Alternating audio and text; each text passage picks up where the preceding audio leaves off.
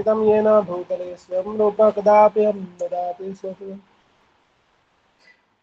देयं से गणो श्रीयुतापतिकमलं श्रीगुरुं वैष्णवं च श्रीरूपं साग्रजातं सहगना रघुनाथं पितं तं सजीवं साद्वैतं सावधूतं परिजनसहितं कृष्णप्रेतं देवं श्रीराधा कृष्णपादां सहगना ललिता श्रीविशाखान्वितं च नमामि विष्णुपदाय कृष्णपृष्ठाय भूतले श्रीमते भक्तिवेदान्ता स्वामिनीति नाम्ने नमस्ते सारस्वती देवे गौरवाणी प्रचारिणे निर्विशेष शून्यवादी पाश्चात्यदेशतारिणे नमो महावदन्ताय कृष्ण प्रेम प्रदाय ते कृष्णाय कृष्ण चैतन्य नाम्ने गौर कृष्ण हे कृष्ण करुण सिंधु दीनबंधु जगत्रे गोपेश गोपिका कांता राधा कांता नमस्तुते तप्त कांचन गौरंगी श्री राधे वृंदावनेश्वरी दुष्भानुसुते रेवे प्रणमामि हरिप्रिये लीलाचल निवासाय नित्याय परमात्मने बलभद्राभ्यां सुभद्राभ्यां जगन्नाथाय नमः। जय श्री कृष्ण चैतन्य प्रभु नित्यानंद श्री अद्वैत गदाधर शिवासादि गौर भक्तवृंद हरे कृष्ण कृष्ण कृष्ण हरे हरे हरे राम राम राम हरे हरे हरे कृष्ण कृष्ण कृष्ण हरे हरे हरे राम राम राम हरे हरे।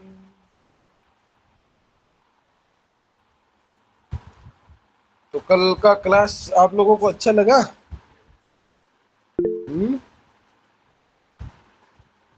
अच्छा, क्या था टॉपिक? चैतन्य महाप्रभु। अच्छा,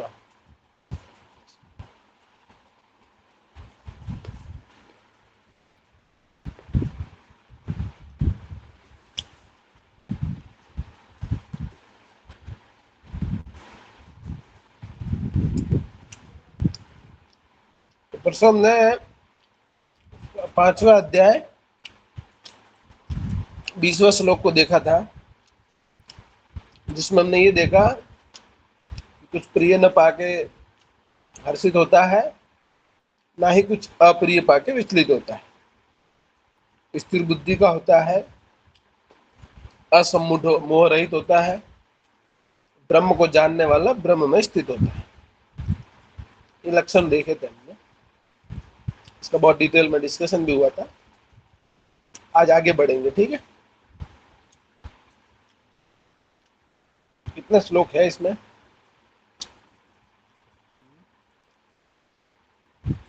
29। ठीक है, तो कल एक छोटा सा रिवीजन रख लेंगे आगे बढ़ने से पहले, ठीक।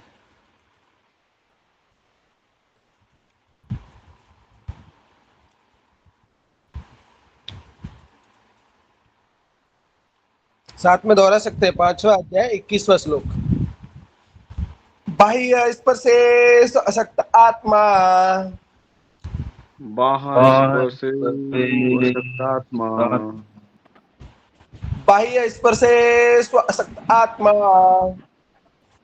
बाह्य स्पर्शेषु स्पर्शेषु असक्तात्मा, आत्मा विन्दति आत्मनि यत् सुखम्, विन्दति आत्मनि यत् सुखम्, विन्दति आत्मनि यत् सुखम्, विन्दति आत्मनि यत् सुखम्, स ब्रह्मयोग युक्तात्मा, स ब्रह्मयोग युक्तात्मा, स ब्रह्मयोग युक्तात्मा, स ब्रह्मयोग युक्तात्मा, सुखम अक्षयम अश्नुते, सुखम् अक्षयम् अक्षयम् अश्नुते, सुखम अक्षयम अश्नुते, सुखम् अक्षयम् अक्षयम् अश्नुते। ठीक है। तो अक्षय का मतलब क्या होता है बताइए? जैसे हमारा अक्षय कुमार है, अक्षय खन्ना है, अक्षय का मतलब क्या है? कौन बताएगा? अपार होता है प्रभु जी। अपार। और कोई? अक्षय का मीनिंग, अक्षय का मतलब? जिस हरे कृष्ण प्रभु जी, जिसका कोई क्षय ना हो। क्षय ना हो, वेरी गुड रीना माता जी। अक्षय माने क्षय नहीं हो, जिसका मतलब जो कभी खत्म नहीं हो। अपार एक तरीके से सही है, लेकिन अपार भी को आप लिमिट कर सकते हो कभी। लेकिन अक्षय माने जो कभी खत्म नहीं होता, जिसका क्षय नहीं होता, इसलिए हम अक्षय तृतीया मनाते हैं। आप लोगों ने देखा होगा। तो अक्षय तृतीया माने उस दिन हम जो भी आप करेंगे उस चीज का क्षय नहीं होगा। इसलिए हमारे बुद्धिमान लोग क्या करते हैं, तुरंत सोने की दुकान पे जाते हैं और सोना ले लेते हैं, और सोचते हैं कि आज सोना ले लेते हैं अक्षय तृतीया पे, और सोना रहेगा जीवन भर। मैं भी मरूंगा उसके बाद भी रहेगा, मेरे पोते के पास भी रहेगा, और मेरे पोते के पोते के पोते के पास भी रहेगा। लेकिन जब बेटा नालायक पैदा होता है तो सोना वोना सब बेच देता है। ठीक है, तो जरूरी नहीं है कि उसका क्षय नहीं होगा। तो अक्षय तृतीया के दिन हमको क्या करना चाहिए? ऐसी चीज करनी चाहिए जिसका क्षय नहीं हो ऑलरेडी। तो वहां पे उस दिन जब हम लोग कुछ भगवान के लिए करते हैं, अपने आध्यात्मिक जीवन की प्रगति के लिए करते हैं, तो उसका निश्चित रूप से कोई क्षय नहीं होता। इसलिए अक्षय तृतीया के दिन बहुत सारे फेस्टिवल्स होते हैं। अक्षय तृतीया के दिन क्या क्या हुआ था, कोई बता पाएगा? हम्म?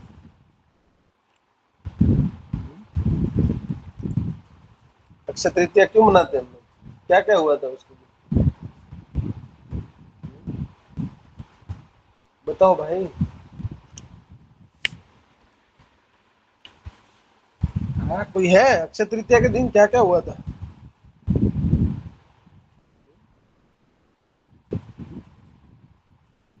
नहीं बताएंगे?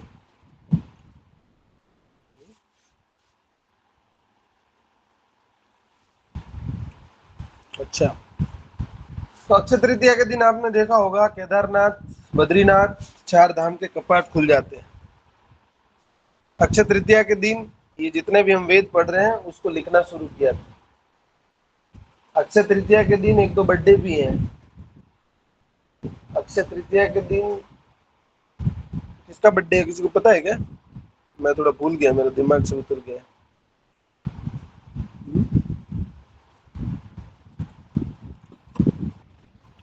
किसका? मोबाइल भगवान विष्णु का। भगवान विष्णु। विष्णु का? परशुराम प्रभु जी। परशुराम, वेरी गुड, परशुराम जी का। ऐसे भगवान की एक दो अवतार का बर्थडे है, और भी एक दो चीजें हैं जो हम जानेंगे, अक्षय तृतीया के दिन जानेंगे। तो उस स्पेशल क्लास के लिए मेरा एक पीपीटी भी पड़ा हुआ है मेरे पास, तो पीपीटी से प्रेजेंटेशन से आपको समझाएंगे अक्षय तृतीया का महत्व। ठीक है, गुरु पूर्णिमा भी आएगी। शादी बहुत होता है प्रभु जी अक्षय तृतीया में। हाँ शादी बहुत होता है, विवाह। हाँ हाँ, इसलिए तो अच्छे काम अक्षय तृतीया के दिन होते हैं ना। जितने भी हार्दिक पांड्या है, और युजवेंद्र चहल है, और कौन है, और भी है हमारे एक्टर लोग, सबका शादी अक्षय तृतीया के दिन ही तो हुआ था। सबका सही चल रहा है बराबर। तो शादी का मुहूर्त अक्षय तृतीया के लिए इस दिन इसलिए इसलिए निकलता है क्योंकि अक्षय तृतीया थोड़ा शुभ स्थिति होती है किसी भी अच्छे कर्म को करने के लिए। तो अगर हम भगवान की सेवा के लिए एक से दो हो जाते हैं, और दो से एक हो जाते हैं वापिस, एक से दो थे, दो से वापिस एक हो रहे हैं, तो मतलब वो अच्छा मुहूर्त है शादी के लिए। इसलिए शादियां ज्यादा होती है।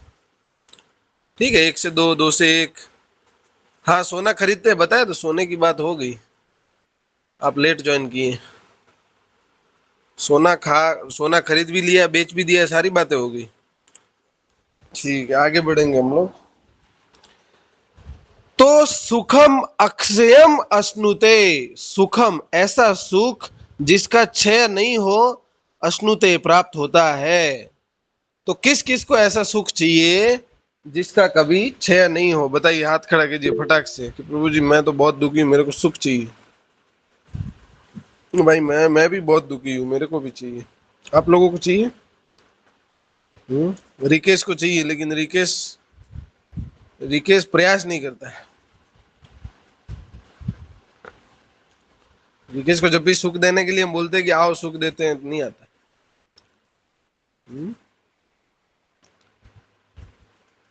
ठीक है, आगे बढ़ते हैं। तो सबको ही सुख चाहिए, हमारे जीवन का पर्पज ही सुख है। हर कोई सुख चाहता है, दुख की कोई कामना नहीं करता है। कोई भगवान में मंदिर में माथा टेकने जाता है तो ऐसे नहीं बोलता है कि हे भगवान मुझे दुख दो, मेरा बहुत सारा सुख हो गया है, मैं थोड़े दिन दुखी होना चाहता हूँ। लेकिन सब उल्टा प्रार्थना करते हैं, हे भगवान मैं बहुत दुखी हो गया हूँ, थोड़े दिन सुख दे दो, एटलीस्ट एक दिन तो भगवान दे दो सुख। सबकी यही कामना रहती है। लेकिन क्यों ये कामना है? क्योंकि सुखी है ही नहीं हम लोग। क्यों? क्योंकि ये दुखालयम अशाश्वतम, ये जगत का नाम है दुखालय। जैसे आपका विद्या का घर है विद्यालय, हिम का घर है हिमालय, मेघ का घर है बादलों का मेघालय, उसी तरह विद्या का दुख का घर है दुखालय। तो ये आप समझ लीजिए कि दुख का घर है ये। राजा पुरंजन ने जो शरीर को देखा है, नवद्वारपुर को देखा है, और वहां बहुत सारी उम्मीदें देखी है कि वाह इतने सारे अरेंजमेंट भोग के, तो वहां पे अल्टीमेटली भोग नहीं है, वहां पे दुख है। तो अब सुखम अक्षयम अश्नुते, सुख ऐसा सुख जिसका कोई क्षय नहीं हो, वो प्राप्त होता है। किसको प्राप्त होता है? बाह्य स्पर्शेव असक्त आत्मा विन्दति आत्मनि यत् सुखम। बाह्य स्पर्श से स्व असक्त आत्मा को प्राप्त होता है। तो असक्त आत्मा कौन है, इसको हमको समझना पड़ेगा। असक्त आत्मा और दूसरा विन्दति आत्मनि। तो असक्त आत्मा कौन है? जो अनासक्त रहता है, मतलब आसक्त नहीं रहता है। असक्त आत्मा माने अनासक्त पुरुष। ठीक है, किससे? बाह्य स्पर्श से। बाह्य स्पर्श किसका होता है बताइए? हमको बाहरी सुख किससे मिलता है बताइए? किसके स्पर्श से हमको बाहरी सुख मिलता है बताइए? धन दौलत नहीं, और कुछ बताओ। बताओ रिकेश बताओ।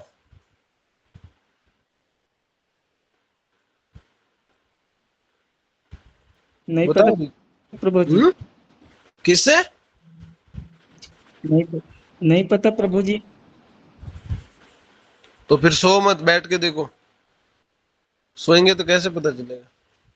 तो बेसिकली इंद्रियों से, निखिल प्रभु का आंसर करेक्ट है। बाह्य स्पर्श, इंद्रियों के स्पर्श से हमको मिलता है। इसका हमने देखा था ना, संगस्तेषु उपजायते, संगति स्पर्श। जैसे हमारा स्पर्श इंद्रियों से होगा, इंद्रियों का इंद्रिय भोग से, तो तुरंत क्या होगा? हमको बाह्य सुख मिलेगा। अब चाहे वो आंख से मिल रहा, कान से मिल रहा, नाक से मिल रहा, या फिर त्वचा से मिल रहा। तो जैसे ही बाह्य स्पर्श से अगर हम लोग असक्त आत्मा हो जाए, मतलब इंद्रियों से हट के इंद्रियों के प्रति अनासक्त भावना, माने इंद्रियों से आसक्ति खत्म कर दे, तो उस मुक्त पुरुष को क्या बोला जाएगा ये सुनिए। ऐसा मुक्त पुरुष भौतिक इंद्रिय सुख की ओर आकृष्ट नहीं होता, अपितु सदैव समाधि में रहकर अपने अंतर में आनंद का अनुभव करता है। आत्मनि विन्दति आत्मनि यत् सुखम। वो कैसे सुख प्राप्त करता है? अंदर से। सुख बाहर नहीं है, सुख अंदर है। हम लोग कहाँ ढूंढ रहे हैं? बाहर माने जैसे रीना माता जी ने बोला, पैसों से या इंद्रियों से। इंद्रियों से सुख हम लोग ढूंढते हैं, लेकिन सुख किधर है?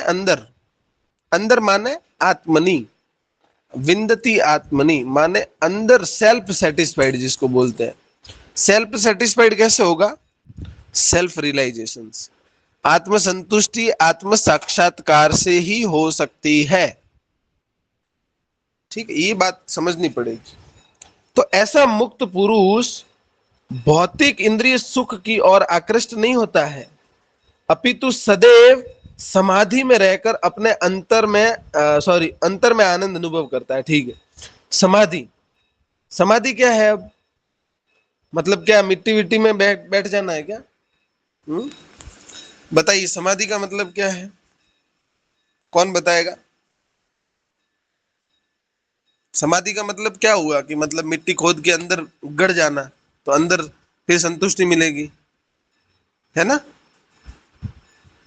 बताओ कुमारी। प्रभु जी अपने अंदर ही मतलब आनंद खोजना। अरे ये तो श्लोक देख के बता रही दुष्ट। समाधि का मतलब बताओ। जैसे कृष्ण भावनामृत में मन और आत्मा का एक हो जाना प्रभु जी, समाधि कह सकते हैं। मन और आत्मा का एक हो जाना, और नहीं, अभी भी परफेक्ट आंसर नहीं आ रहा है। रीना माता जी क्या बोली? कृष्ण भावनामृत। कृष्ण भावनामृत में सदैव लग्न रहना। अच्छा, इसको देख सकते हैं, बट परफेक्ट परिभाषा चाहिए। समाधि मतलब क्या है? सभी इंद्रियों इंद्रियां को विचलित ना कंट्रोल हो कर। प्रभु जी। सदैव प्रभु जी सदैव भगवान का चिंतन करना। परफेक्ट चाहिए, परफेक्ट। इंद्रियों का विचलन ना होना प्रभु जी, विचलित आप ना लोगों होना। का आंसर आसपास में है, लेकिन परफेक्ट आंसर चाहिए। व्हाट मीनिंग बाय समाधि? समाधि प्रभु जी सभी। क्या? एक तो यार निखिल कितनी बार बोला है, आवाज यार क्लियर करो यार, या तो रूम से बाहर आ जाओ, बाथरूम से, या फिर ईयरफोन हटा लो। जो इलाज नहीं की वो कर लो। बताओ बताओ बताओ, क्या बोले? बोलिए, राधे राधे। खुद को आत्मा समझना। अच्छा, उसको समाधि कहेंगे, ठीक है। और कोई? एच फॉर ईमानी। हरे कृष्ण प्रभु जी।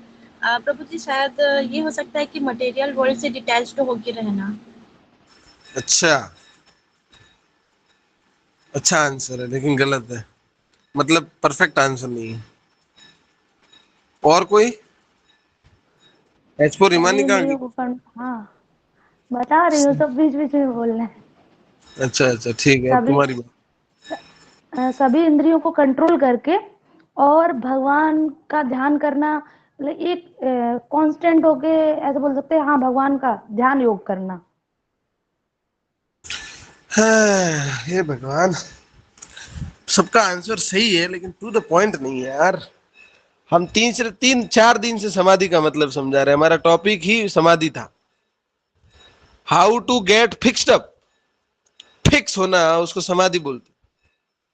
फिक्स होना माने स्थित होना। स्थित मन, स्थित मन वो है, स्थित बुद्धि ही ये है समाधि। वापिस देखिए, जो विचलित नहीं होता है। ठीक है, अब लास्ट में क्या वर्ड हुआ है? स्थिर बुद्धि। स्थिर बुद्धि माने स्थिर बुद्धि। स्थिर बुद्धि कैसे होगी? एकत्व और समता भाव। ठीक है, और मोस्ट इंपॉर्टेंट पॉइंट है ब्रह्म में स्थित रहना, उसी को बोला है समाधि। कैसे होता है ये भी पिछले श्लोक में बताया गया था।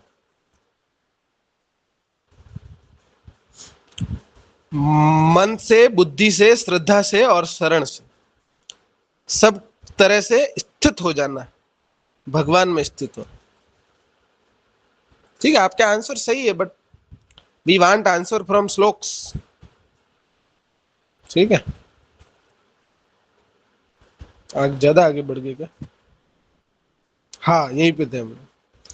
तो ऐसा मुक्त पुरुष सदैव समाधि में रहता है, मतलब स्थित मन, स्थित मन के साथ रहता है। और स्थित मन के साथ रहेगा तो अंदर के आनंद को अनुभव करेगा, और जब अंदर के आनंद को अनुभव करेगा तो इस प्रकार क्या है? ब्रह्म योग युक्तात्मा। ये बहुत इंपॉर्टेंट है वर्ड, ये बहुत इंपॉर्टेंट वर्ड है, ब्रह्म योग युक्तात्मा। ब्रह्म योग युक्तात्मा, क्यों इंपॉर्टेंट है? क्योंकि आपने देख लिया कि बाह्य स्पर्श नहीं करना है, मतलब इंद्रियों से परे हटके चिंतन करना है, असक्त आत्मा रहना है, मतलब आसक्ति डेवलप नहीं करनी है इंद्रियों से, अंदर ही सुख ढूंढना है। लेकिन कैसे? तो ये इंपॉर्टेंट है। आप अकेले इंद्रियों को दूर करके आप सुख की प्राप्ति नहीं कर सकते। आप ज्ञान से आपने बहुत सारी चीजें प्राप्त कर ली, आपने इंद्रियों को दूर कर दिया, आपने सोच लिया कि हाँ मैं कंट्रोल हो गया सब कुछ, आप सुख प्राप्त नहीं कर सकते। अल्टीमेट सुख, अक्षयम सुख, ऐसा सुख जिसका क्षय नहीं, वो प्राप्त नहीं कर सकते। आपने मटेरियलिस्टिकली ट्राई कर लिया कि हाँ भैया आज से मैं भोग नहीं करूंगा, ब्रह्मचर्य पालन करूंगा, ये करूंगा, वो करूंगा, बीड़ी नहीं पीऊंगा, दारू नहीं पीऊंगा, सेटिस्फाइड नहीं रहेगा आदमी, क्योंकि सुख में नहीं रहेगा। तो ऐसा सुख तभी संभव है जब वह ब्रह्म योग युक्तात्मा कहलाएगा। तो ब्रह्म योग युक्त आत्मा, 4 वर्ड है। ब्रह्म के साथ योग युक्त हुई आत्मा का नाम है ब्रह्म योग युक्तात्मा। ब्रह्म के साथ योग युक्त हुई आत्मा ब्रह्म योग युक्तात्मा है। सॉरी। तो इस प्रकार स्वरूप सिद्ध व्यक्ति परब्रह्म में एकाग्रचित होने के कारण असीम सुख प्राप्त करता है। असीम माने अक्षय, जिसका क्षय नहीं होता है। स्वरूप सिद्ध व्यक्ति माने कौन हुआ? युक्तात्मा, और परब्रह्म में एकाग्रचित होता है। ये बहुत इंपॉर्टेंट है। मटेरियलिस्टिक हम लोग कुछ भी भौतिक जड़ जगत से हम लोग कितनी भी विधियों से ट्राई कर ले, लेकिन असीम सुख की प्राप्ति नहीं हो सकती। है ही नहीं तो कहां से मिलेगा? जब होगा तब मिलेगा ना। क्यों नहीं है? क्योंकि वो बाह्य स्पर्श है, और बाह्य स्पर्श में आदमी सक्त आत्मा होता है, असक्त नहीं। और जब बाह्य स्पर्श छोड़ेगा तब वो असक्त आत्मा होगा, तब विंदती आत्मनि होगा और तब सुख प्राप्त करेगा। फिर विंदती आत्मनि जो है वो ब्रह्म योग युक्तात्मा बनेगा। मतलब अल्टीमेट क्या है कि इंद्रियों को आप ऐसे ही मन से ट्राई नहीं कर सकते कंट्रोल करने का। आपने ड्रेस पहन लिया साधु का और सोच लिया कि हम साधु बन गए, अब मैं सुख में रहूंगा। लोग ये इसका इंटरप्रिटेशन गलत कर लेते हैं और इसकी वजह से साधु बदनाम होते हैं।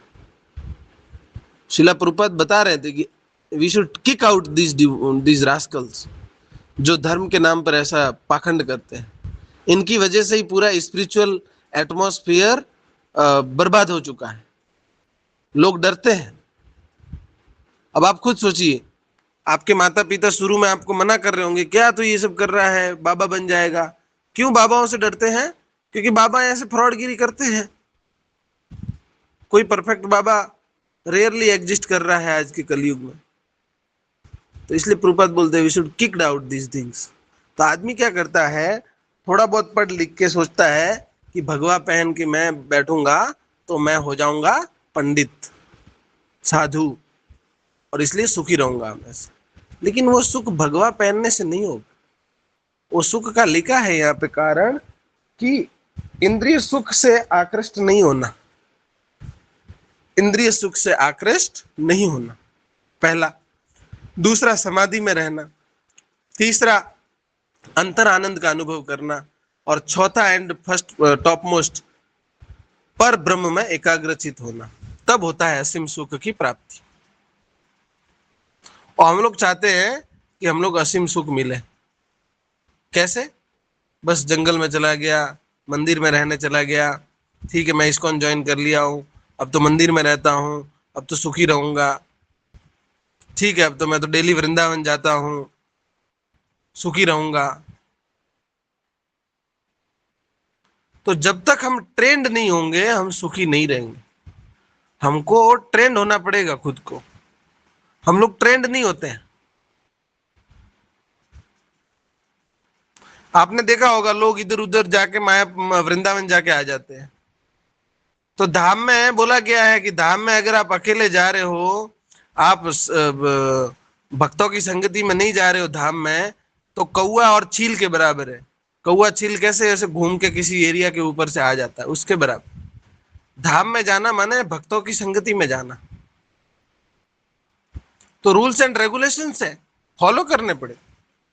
ऐसे नहीं कि हाँ सुख मिल जाएगा हमको,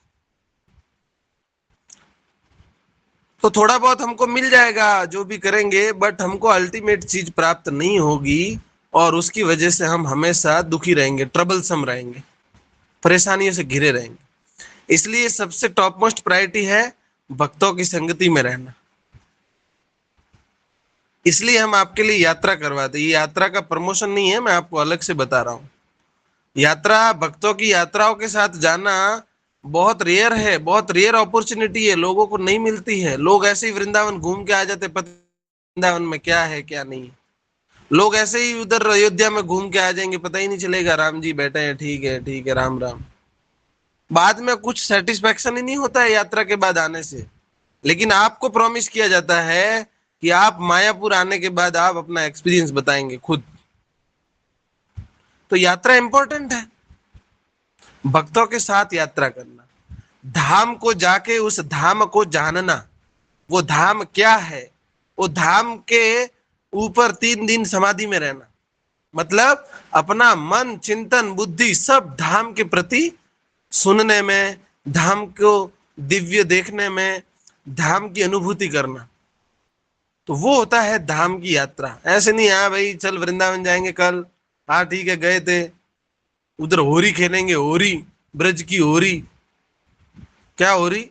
बस लड़की पे पानी डालेंगे, वो लड़की हम पे डालेंगी। आधे आधे लोग तो इसके लिए जाते हैं। तो काहे का ब्रज, काहे की यात्रा, टाइम पास। और वहां जाके हम धाम अपराध भी नहीं समझते कि धाम में क्या चिंतन करना है, क्या नहीं करना। और जब तक भक्तों की संगति में नहीं जाएंगे, क्योंकि आपको अभी जब ले जा रहे हैं ना ये मायापुर में, तो ऐसे ही कोई टाइम पास करने के लिए नहीं ले जा रहे, आपको वहां पे धाम की महिमा सुनाई जाएगी, उस धाम के पवित्र स्थान के बारे में जानेंगे, उस धाम की महिमा के साथ साथ वहां पे उपस्थित जो विग्रह है उसके बारे में जानेंगे। कौन विग्रह कहाँ से आया, कैसे आया, उसका कनेक्शन जानेंगे शास्त्रों के साथ, उसकी हिस्ट्री जानेंगे, और उसकी इंपॉर्टेंस जानने के बाद उस पर मेडिटेट करेंगे हम लोग। तब धाम का महत्व पता चलता है, तब फल प्राप्त होता है। ऐसे कौओं की तरह धाम में जाके आ गए, हाँ 2 दिन हम गए थे प्रभु वृंदावन, इतना खुश हो जाते, लेकिन आया जाया कुछ नहीं।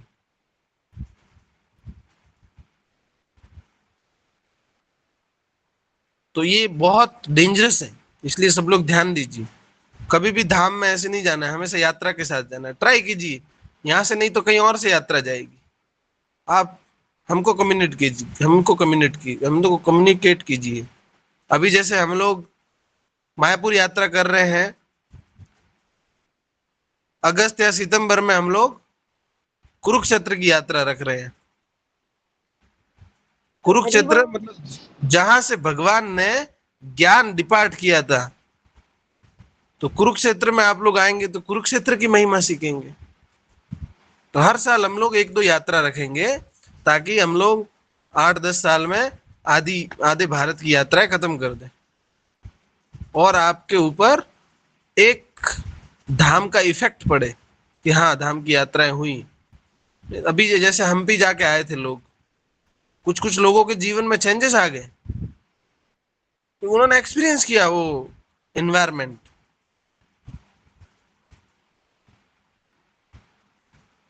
हम्पी यात्रा में जो लोग आए होंगे उन्होंने एक्सपीरियंस किया है। कृष्ण प्रभु आए थे, पवन प्रभु आए थे, इधर से हमारे एक और आए थे, शिवशंकर आए थे। हमेशा धाम यात्रा एक साल में 1-2 बार सब भक्तों के साथ जाना चाहिए, जिससे बूस्टअप मिलेगा। घर में कोई बूस्टअप नहीं होता है, घर में बूस्टर लगा रहता है। आपने देखा होगा जब पानी को ऊपर चढ़ाना रहता है टंकी से, तो क्या करते हैं, अगर इससे आ रहा है, म्युनिसिपैलिटी से आ रहा है आपका पानी, तो वो तो बहुत धीमे धीमे आता है, हल्का हल्का धीरे धीरे चढ़ता है। जब आपको बूस्ट करना होता है तो क्या करते हैं आप, बूस्टर पंप लगाते हैं, तुरंत भरते हैं। तो ऐसे ही घर में रह के बूस्टिंग नहीं होती है। अकेले हैं घर में, हमारे पास संगति नहीं है भक्तों की, इसलिए कैंप होता है बीच बीच में तो बूस्टिंग मिलती है। क्यों? क्योंकि ये शरीर बहुत खतरनाक है। इस शरीर में हम लोग ग्रस्त है, बीमारी मतलब ग्रस्त, बीमारी से ग्रस्त है। तो हम लोग ध्यान नहीं देंगे तो वापस उसी अवस्था में रहेंगे, बीमार ही रहेंगे। और जब बीमार रहेंगे तो मतलब हम लोग अपने स्वरूप सिद्ध में नहीं है, और स्वरूप सिद्ध में नहीं है तो सुख में भी नहीं है। तो सुख का कारण एक ही है, स्वरूप सिद्ध में हमेशा स्थित रहना। वो स्थित रहने को ही बोला है समाधि। और वो कैसे पॉसिबल है? वो पॉसिबल है ABCD। A for association, daily association करना भक्त का। B फॉर बुक रीडिंग करना, जैसे अभी अभिराम प्रभु ने बुक रीडिंग का स्टार्ट किया है, तो कल हमारी उनसे बात हुई तो उन्होंने बोला कि ऐसे ऐसे स्टार्ट कर रहे हैं। तो बोला ठीक है, तो आप सब लोग बुक रीडिंग में शाम में जुड़िए, आधा घंटा सोने से पहले। अभी हम 9:30 से 10 तक उसका समय रखेंगे, 2-4 दिन बाद। तो 8 अपना 7:45 8:45 तक आपको यहाँ से फ्री कर देंगे। आधा पौना घंटे में आप आराम से लंच कर लीजिए, 10 मिनट टहल दीजिए, और टहलते टहलते बुक रीडिंग सुन लीजिए, बुक रीडिंग कर लीजिए, और फिर 10 बजे बिस्तर पे चले जाइए। वैसे भी 10 बजे आप लोग नहीं जाते हैं, आप लोग जाते हैं 11 बजे 12 बजे। मेरे को सब पता है, मैं सबका ऑनलाइन स्टेटस देखता हूँ, अभी भी ऑनलाइन दिखा रहा है व्हाट्सएप पे। तो मेरे को पता है कौन कौन जाता है, 2-4 जाते हैं बस। तो ऐसे ही आप लोग 9:30 से 10 तक बुक रीडिंग का क्लास अटेंड कर सकते हैं, आपके लिए रख रहे हैं। उससे पहले नहीं होगा प्रभु जी? उससे पहले? हाँ, आप तो सो जाती हो ना रीना माता जी, जी 8 ही बजे प्रभु सो जी। जाती है। आज बोले मैं तो प्रभु आप ही की क्लास में सो जाती हूँ 8 बजे, और आप मुझे कह रहे हैं 9:30 बजे है। बहुत बार है ना, कोशिश करती हूँ, लास्ट लास्ट खत्म होते होते सवाल पूछते हैं, उतने टाइम मेरे एक आंखें मिनट बंद एक हो मिनट जाती एक मिनट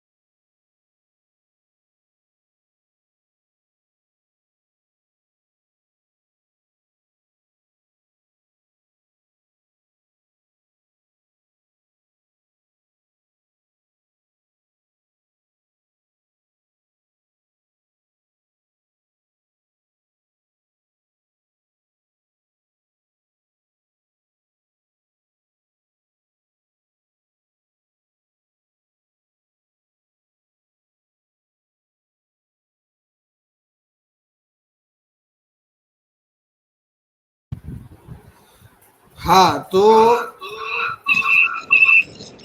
सॉरी। हाँ तो बुक रीडिंग करेंगे तो ABCD book reading, A for association संगति, C for chanting daily, and D for diet prasadam. बाहर का कुछ नहीं खाना है, वैसे ही शरीर के लिए खतरनाक है। सब घर का खाओ, बना हुआ भोग लगा के।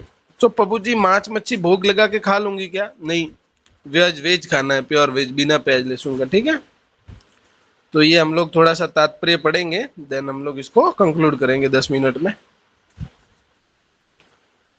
यद्दीमं चेतः कृष्ण पदारविंदे नन्वर सदा मन्युधतं रंतोम आसीत तद्वदी बद्ध नारी संगमे स्मर्यान मने भवती मुख विकारः सुष्टु निष्ठीवनं च। जब से मैं कृष्ण की दिव्य प्रेमा भक्ति में लगकर उनमें नित्य नवीन आनंद का अनुभव करने लगा हूं, तब से तब से जब भी काम सुख के बारे में सोचता हूं तो इस विचार पर थूकता हूं और मेरे होंठ अरुचि से सिमट जाते हैं।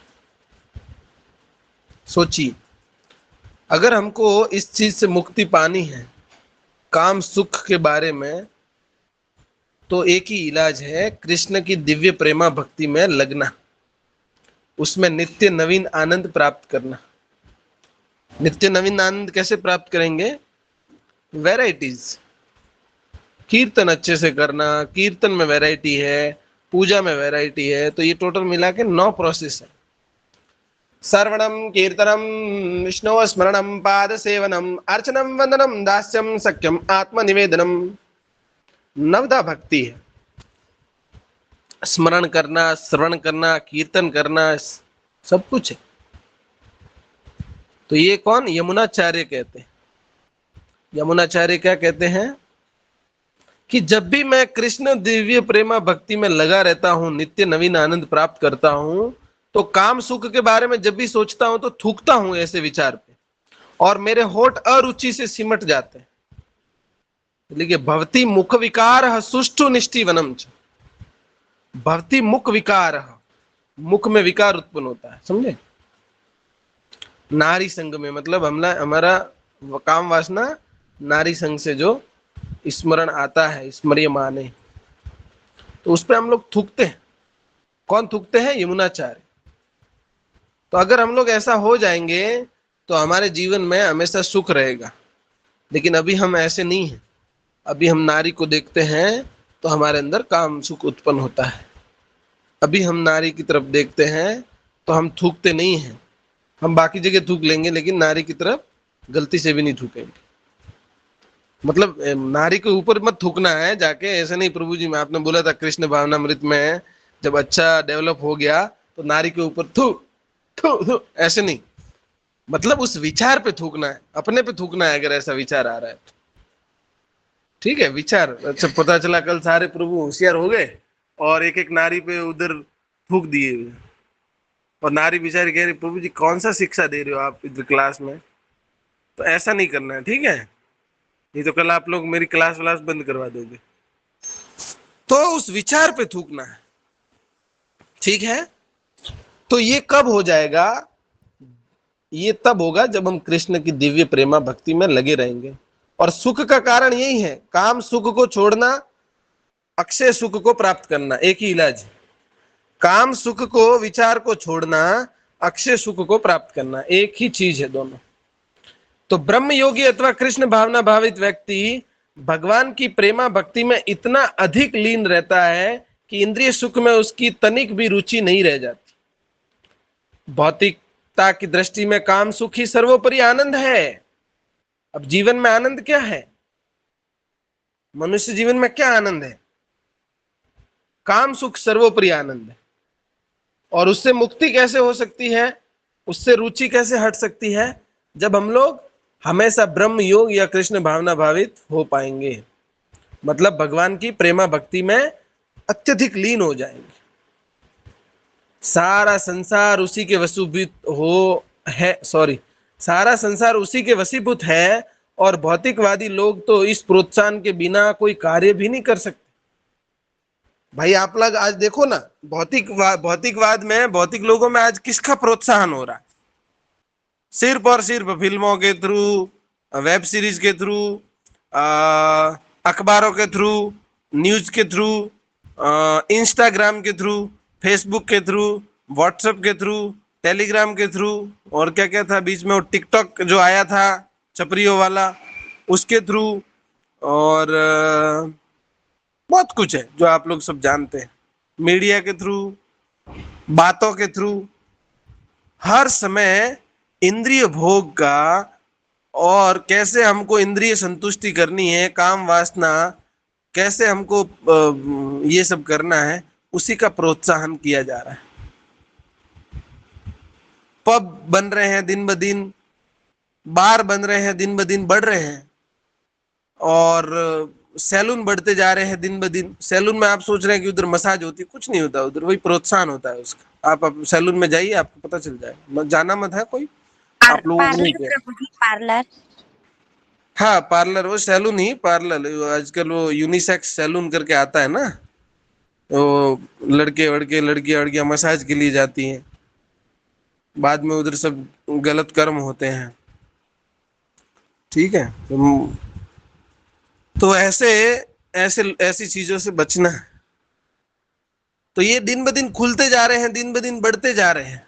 आपने देखा होगा गांव गांव में, कांकेर जैसे शहर में सैलून पहुंच गए हैं। बताओ, कुछ नहीं मिलेगा लेकिन वो सैलून मिल जाएगा जहां पे मसाज होगी। हाँ, तो ये सबका प्रोत्साहन हो रहा है। तो यही कारण है दुख का, जड़ जिगत का।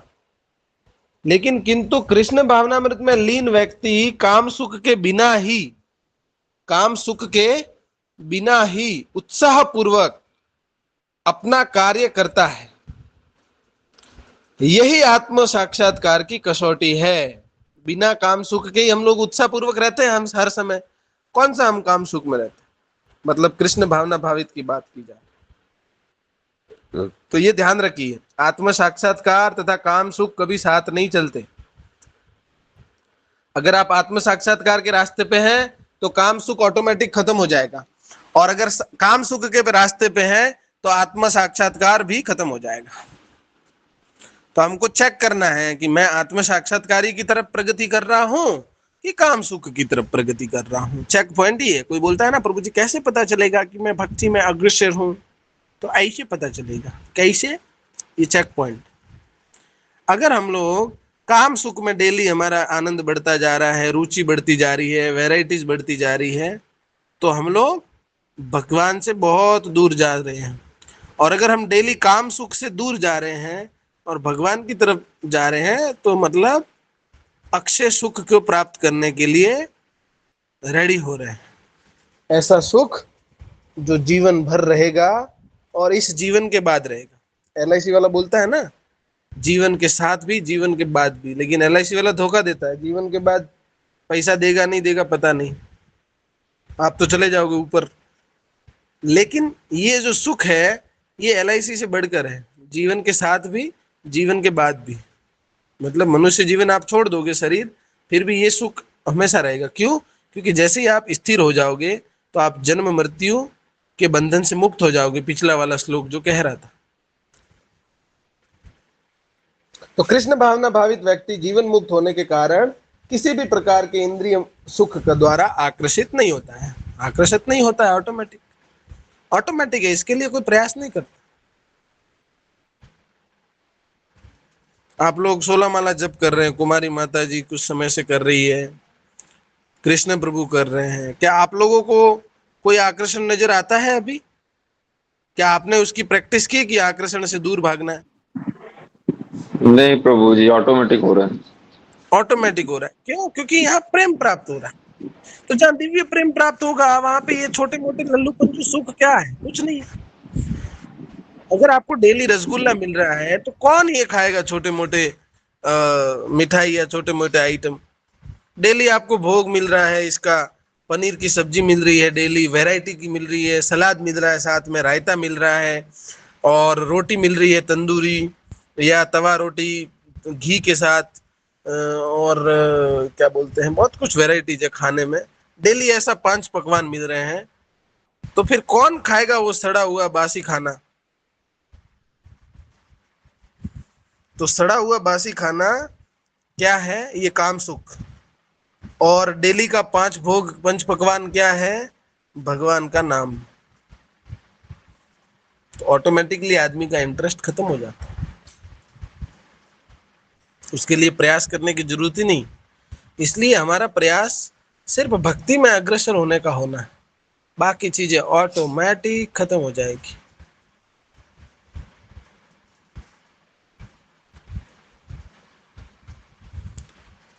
ठीक है, तो धन्यवाद आप सबका। किसी का कोई प्रश्न है तो बताइए।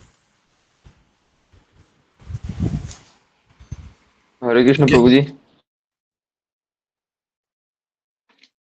प्रभु जी वो मतलब मायापुर से रिटर्न का टिकट करना था,